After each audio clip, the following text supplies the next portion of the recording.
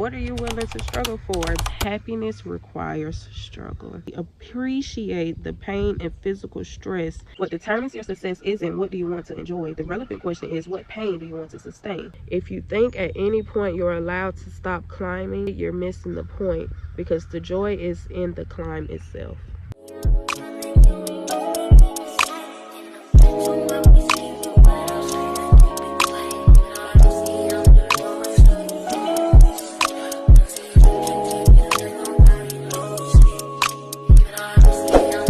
Hi guys, I'm back with another video. Welcome back to my channel. I just finished recording the other video and I was gonna leave it at that. The video not even, it's not even supposed to yet. Like, I'm still out here reading the freaking book. If y'all don't know what video I'm talking about, I'm gonna put the little thumbnail right here. Yeah, my last video. But yeah, I was reading the next little part in this chapter and it was just so good. I was like, you know what, I'm about to just go ahead and record this video because I gotta share this. But yeah, it was just too good to not go ahead and pick up my camera and go ahead and share this. Somebody need to hear it, goddamn it, because y'all, this is good. This part literally is the answer to the last part. If y'all watched the, like, Lord, my chainsaw. If y'all watched the last video, then y'all know what I'm talking about. Like, after that read like that, I couldn't just leave y'all hanging. Okay. By the way, the name of this section is Choose Your Struggle.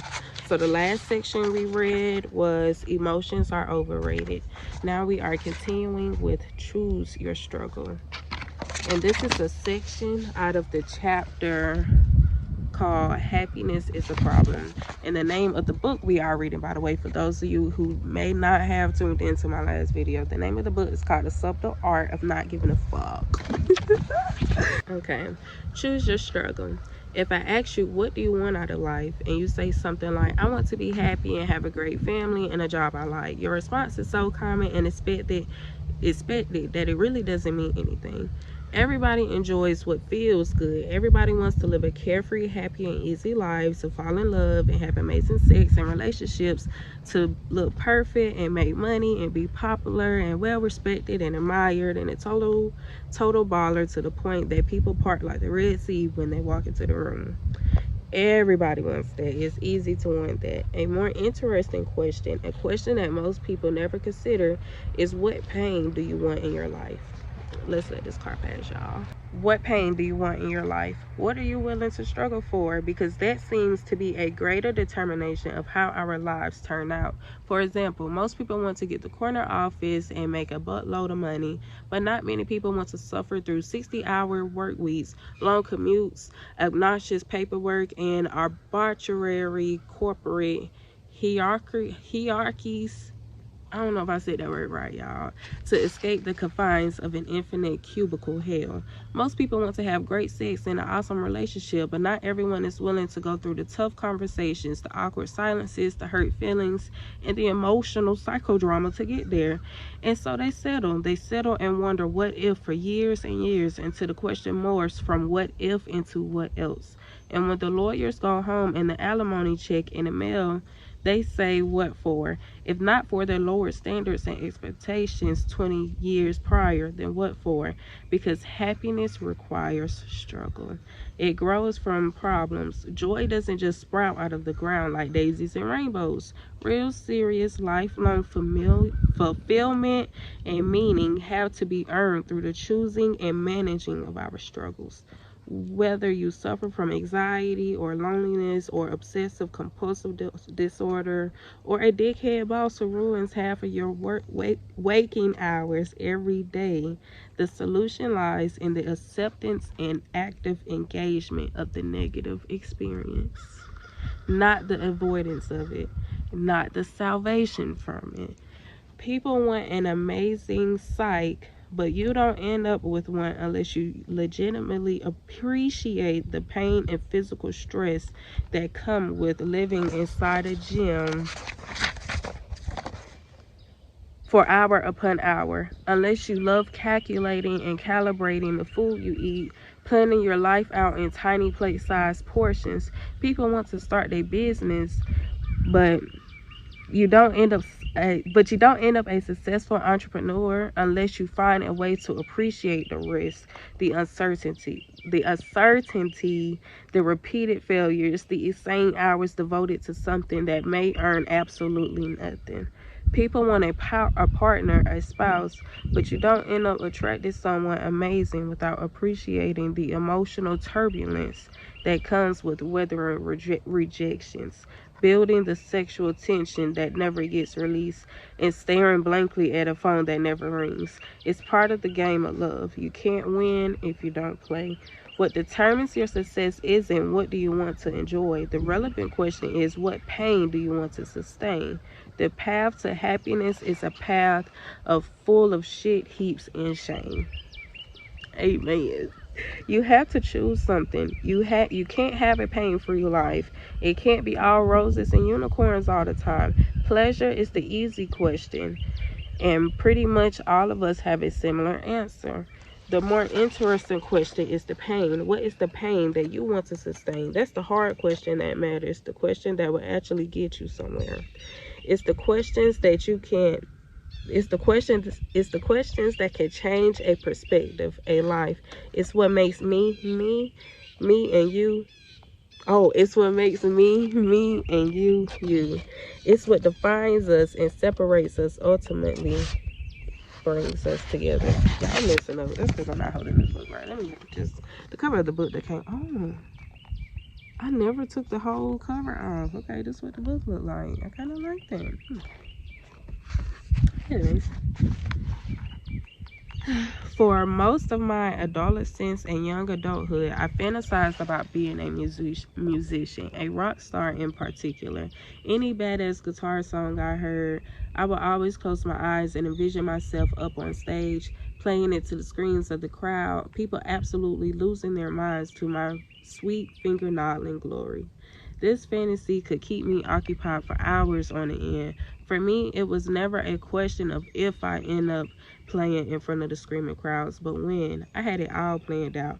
I was simply bidding my time before I could invest the proper amount of energy and effort into getting out there and making my mark. First, I needed to finish school.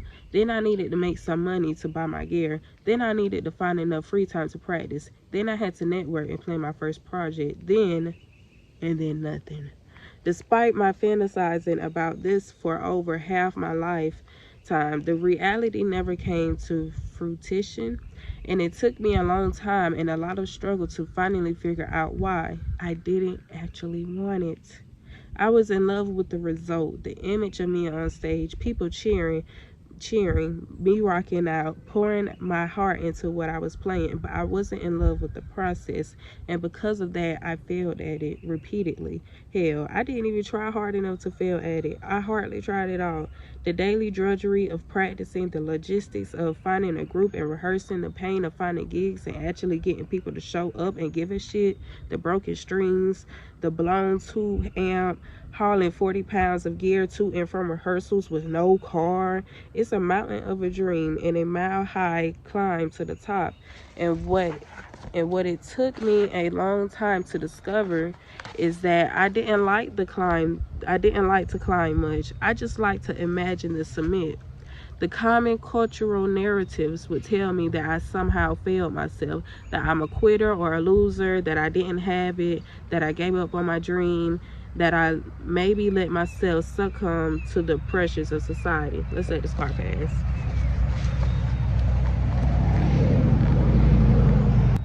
But the truth is far less interesting than either of these explanations.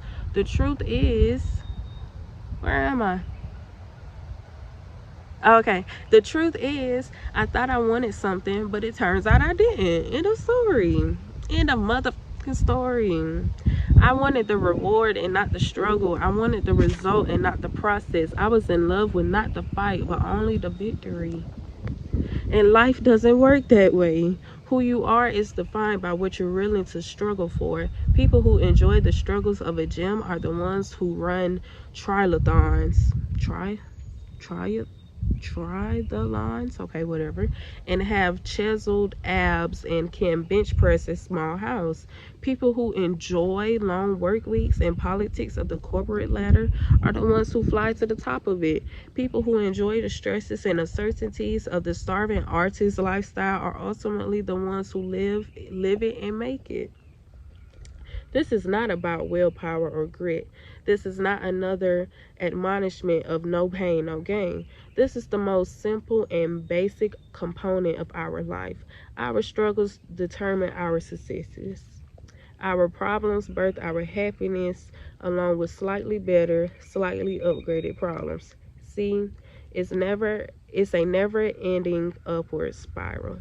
If you think at any point you're allowed to stop climbing, I'm afraid you're missing the point, because the joy is in the climb itself. And that's the end of chapter 2, y'all. The name of this chapter was Happiness is a Problem. With books like this, I do like to take my time and read. Maybe like give it another week before I read again. That's what I'm supposed to do. But after that week, y'all, I never go back. So y'all hold me accountable. I'm gonna come back and read chapter 3 in a week. Chapter 3 is called You Are Not Special. But I like to wait a little minute in between my book, especially books like this, because it just said so much. I want to give myself time to like take in what I learned, apply it to my life, you know, practice whatever this book just taught me, you know, changing my perspective, finding happiness in the struggle, basically, which is what I really needed to hear. Like, y'all, that's why I don't really trip about me not reading, because whenever I pick up this book, y'all, when I tell y'all it resonates so much with my current situation, like, but I think that's because the book is just so real, you feel me? Like, y'all can't tell me y'all ain't relate to that. Somebody had to relate to that. But yeah, with that being said, I'll be back in a week. I thumbs up this video if y'all like it. Definitely let me know if I should come back. I'm probably gonna keep coming back. I don't care. I really like this book. Like, I like reading. Like, y'all, can I read, y'all? I'm pretty sure I can. I'll be messing up a little bit, but y'all, I used to always be that person in class who can actually read for real. Got a nice voice, but I was so shy. Like, I'm never gonna speak up to read to the class. So whenever the teacher be like, "Is somebody read this?" No, I'm not gonna read. I don't like being put on the spot either. But you know, I can read to y'all on my channel. So yeah, thumbs up this video if you enjoyed it, and y'all let me know if y'all want to read this book with me. I don't know. I feel like this. I don't know, y'all. If y'all want me to read more books, y'all let me know. I don't know. We gonna see what I do though. Because at the end of the day, it's up to me. But I know for sure we are reading this orange book together, The Subtle Art of Not Giving a F Word. If you want to read this book for yourself, you can probably find it on Amazon. I got this book from Walmart. Walmart actually have a really good book section, but y'all got a bad habit of talking too much, and I don't want these videos to be too long. So, but I'm about to put the camera down. Love y'all.